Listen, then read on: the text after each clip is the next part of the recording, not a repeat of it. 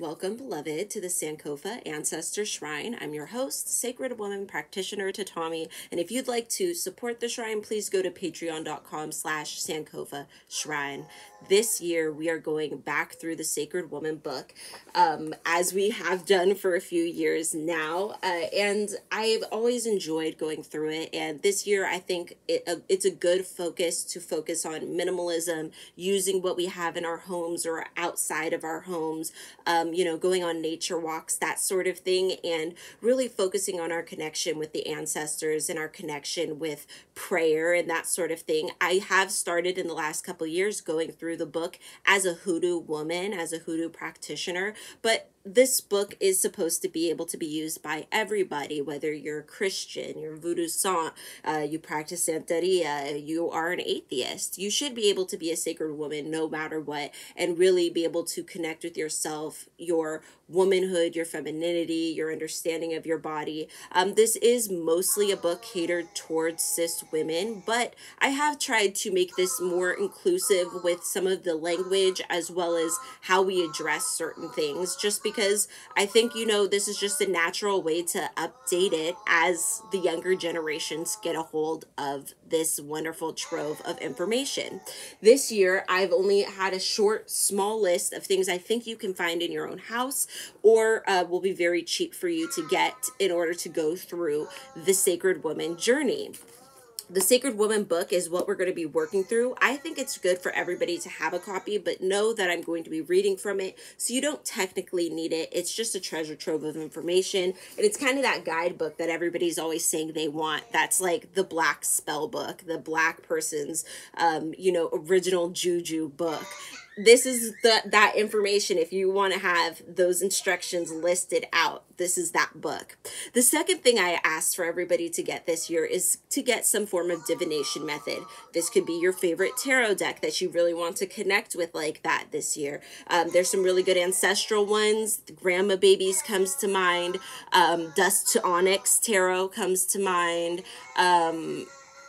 Hold on, sorry, my son is yelling out there. There was this one that did the Adinkra symbols, and I did make a lot of videos using that deck. Unfortunately, I do know the creator did pass away, so I'm not sure if, the Bresci Ondo Tarot is going to be something that we're going to be seeing again in the future. But there's a lot of really good ones. If I can find all of my reviews of different People of Color decks, I'll leave that below, but you don't need to get a deck. You can also use a set of playing cards. If you have playing cards in your house, a lot of people just have a set of playing cards sitting around in their house, and that will be a really useful traditional Hoodoo centered card deck to have that you just carry around in your purse. You can write notes on the cards. They're super cheap to get. They're like $1. You know what I mean? You can find them at the Dollar Tree. You can find them at the cash register anywhere. You can find them at a friend's house and ask if you can have a deck. It's super simple. The other ways you can do divination is you can go outside and get sticks of different lengths. You can go outside and get leaves and dry them. You can dry flowers. You can go around your house and gather curios, and you can go find bones and that sort of thing and make yourself a bone throwing set, a curio throwing set. You can also go get 6 pennies or 6 different coins. I like to use state quarters because they have those fun images on the back of the different states, and you can really pick and choose and customize what your pennies or your quarters are going to be. And you can use 6 of them. You can use 9 of them. Heads and tails, it's pretty self-explanatory. One would be more heavily positive, one would be more heavily negative. You could ask different questions that way. If you are going to be taking sticks or things from nature, be sure to leave an offering to the plants, perhaps water them or leave some kind of plant life around, leave an offering of some sort, that sort of thing if you are taking from nature. But it's really simple, and a divination method is usually free, found around your house. Like everybody usually has like a cup of pennies somewhere that they can use, and you could just really easily get yourself a divination set that's ready to use in seconds where you are. Third thing I asked for was a headscarf. I do highly encourage you to have something to cover your head, Whatever color it is, it's whatever you have available. If you have all the colors, if you have all these headscarves, gather all your headscarves. Make sure you have them available for those times where you feel you need to cover your head for spiritual reasons, to keep things out, to keep things in, and, you know, really protect your head and protect your hair. The fourth thing I asked for was some type of journal. You can find an old journal in your house. You can tear out pages from a journal you started but never finished. You can open up, you know, you can download like a diary app. You can just open up the notebook app on your phone. Most phones just come with a notebook app. You can use that to write down your thoughts, write down your beliefs, poems, that sort of thing, and try and check in with it nightly or weekly as you go through. The final thing I asked for was to choose some sort of art form to dedicate yourself to this year in your spare time, like some sort of hobby. This could be something like, you know, you're doing yoga, you're focusing on your physical. You could be using your guitar. You have a guitar you haven't really been using, or you never really practiced, your piano or something like that, drums, something like that you haven't really practiced. You could practice your singing along, singing spirituals, hymns, that sort of thing. Just working on your voice in the terms of spirituality and connecting with the ancestors, painting, very simple. Most of us have watercolors and that sort of thing. So it would be a really easy thing to just, you know, connect with one of those hobbies that you've perhaps already have the things for, but you haven't really connected or put the time into doing. So with that said, those are the things. And I did want to read a little bit from page 3 just to get us started and really connect with what we're doing on this journey. Now, she does call this part the Sacred Woman Mission. Many women's voices speak through these pages, and I believe yours will too. My prayer is that the message of this book will ignite your transformational journey. When you open yourself up to the sacred woman you truly are, you will receive a higher vision of self and the hope, help, and courage you need to go forward. This book will be truly successful if it encourages you to help not only yourself, but also another woman, sister, friend in need of wellness. This book is your reminder from the universe that you possess the innate power to create transformation and change, personally, communally, and globally. Bring forth your Het Haru warrior queen skills, and you will be victorious in remaking yourself into a divine vision. Now is your time, the time to reclaim yourself and unleash your power as a sacred woman. Sacred Woman is a path and journey for the inner freedom, a roadmap to divinity. It is the road of emancipation led by the first mothers of the earth, African women. Sacred Woman consciousness is the ultimate answer to planetary healing. We are embarking upon a journey of liberation, and our destination is freedom. The price for freedom may be high, but the price that we pay for being imprisoned and cut off from the very root of our being is even higher. So I'm going to pause real quick to say that is a really important thing when we're starting out, is really thinking about why we're doing this, what we're hoping to gain from this, what we're hoping to walk away from this, what future we're trying to change by disciplining ourselves, what freedoms we expect to get by doing these things that may not seem free, right? It may not be as free as when you, I don't know, show up and you're eating all the food that isn't as healthy no matter what's going on. You're drinking and indulging in yourself in other ways that are hurting your body, hurting your spirit, hurting you, holding you back from those things that you really want to accomplish, right? Because, you know, those things, especially like drugs and things like that, and eating things that aren't very healthy for you, it will start to impact other parts of your life, right? You'll be lethargic, you'll be tired, you waste a day in a hangover, and you're like, dang it, I could have done something that day. There's so many ways that those decisions start to encroach on the rest of your life and the rest of the ways that the goals that you have. And in reverse, when you hold yourself in discipline for a lot of things, then you're able to have that time for things. And so there is an element of freedom, right? That perhaps you didn't realize before, when you're like, I should be free to do whatever I want, whenever I want it, however I want to do it. But those things do have consequences, right?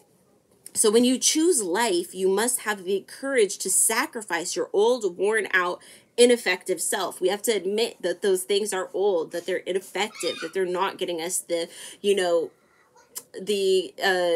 results that we want to see. We're just not seeing them, and we have to admit that our life choices are creating this, and that we do have to change what we're doing to get those changed results, right? We can't just keep doing the same thing and expecting some kind of different results. I was watching Hoarders the other day, and this woman, she just didn't want to do anything different, but she wanted to like wake up in a house with no mice and no garbage, but she didn't want to give away even a single piece of paper.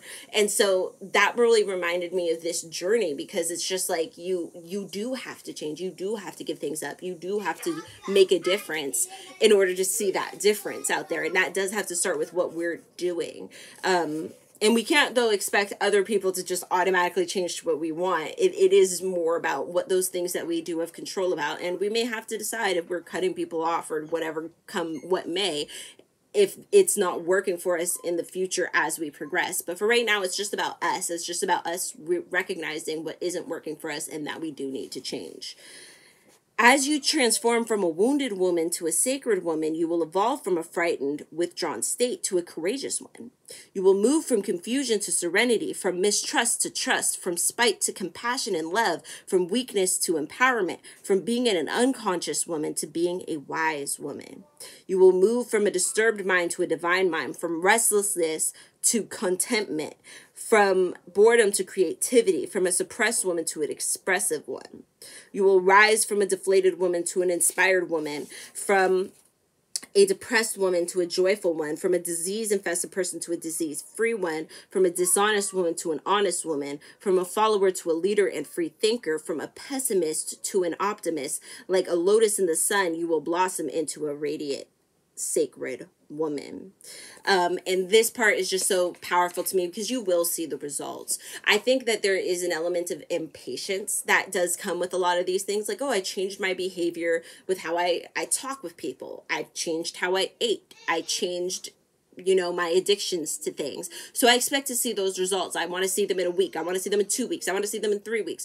Sometime in that point, I need to see them, or else I'm like, this isn't working. But there is a need to recognize that this transformation will take time, just like it took time to get to this point where we're so unsatisfied with different decisions that we've been making. It's going to take time to reclaim that, to gain that creativity, to gain that passion, to regain all of those things that we've lost because we've been indulging things that perhaps we shouldn't have, indulging relationships we shouldn't have, habits that we shouldn't have, etc. Oh. As you grow and ascend into a sacred woman, you will heal in countless dimensions by way of prayer, healing affirmations, visualization, sacred dance, purification rites, fasting, eating live foods, altar work, storytelling, holistic nutrition, and nature cures filled with mother wit. That's basically it in a nutshell, honey. That's some hoodoo right there. That's like often when you need to do something in the moment and you're not sure what, this is a prime example of what to be doing. Through the 9 gateways of illumination, the path of the sacred woman restores us to our ancient African tradition with its legacy of power, beauty, and healing. As you ascend as a sacred woman, you will meet and greet your spiritual guardians, ancestors, and elders who hold the keys to the gateways to heaven on earth. Your state of consciousness will soar as you journey on to uproot and purge out the Your state of consciousness will soar as you journey on to uproot and purge out the deteriorated or dilapidated parts of yourself.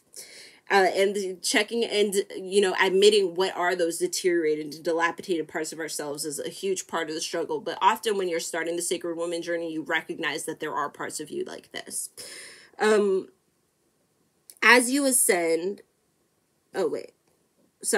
as you travel through the gateway, you will finally reach your sacred seat of Ost, Isis, the great mother African spirit of wisdom, power, and healing.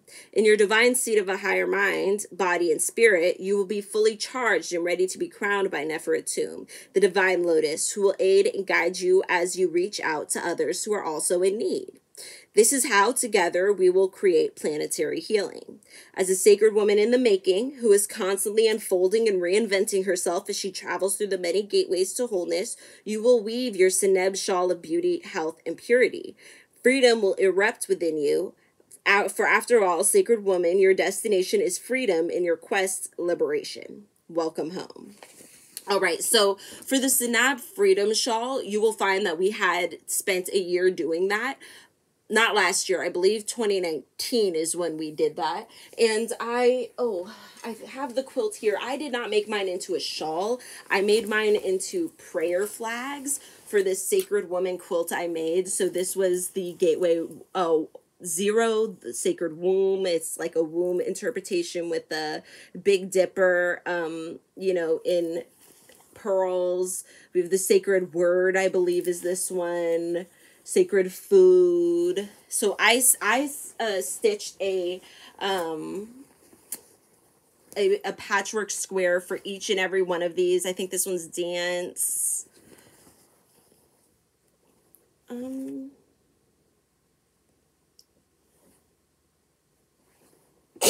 Excuse me. I'm not sure what this was. Thank you, baby. I think it was Beauty. This one, I'm not sure. I'm not sure exactly, but I think they went in order. I'm pretty sure I sewed them there in order.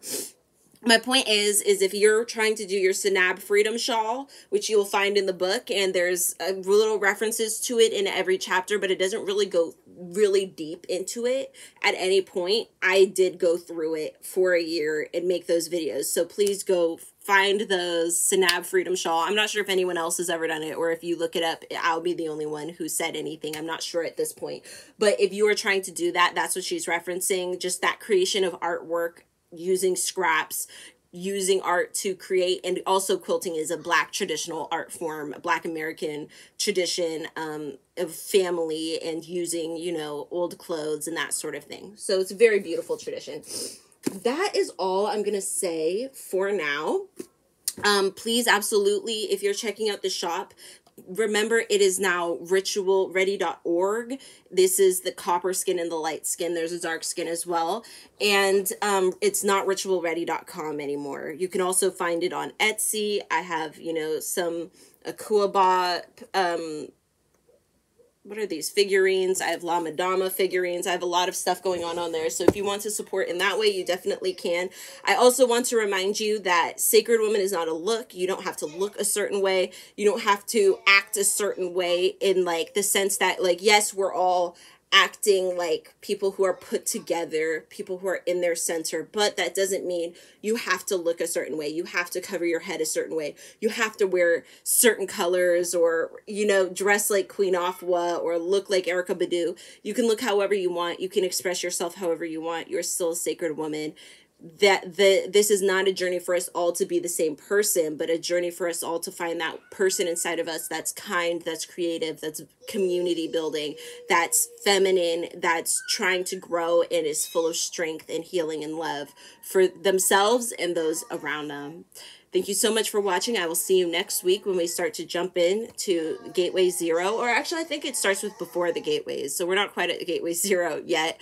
But at any rate, we'll see exactly what we do next Monday. Please get everything together. I'm giving it one more week, and I will see you then. May your ancestors and spirit guides be with you at every crossroads. I will see you next time.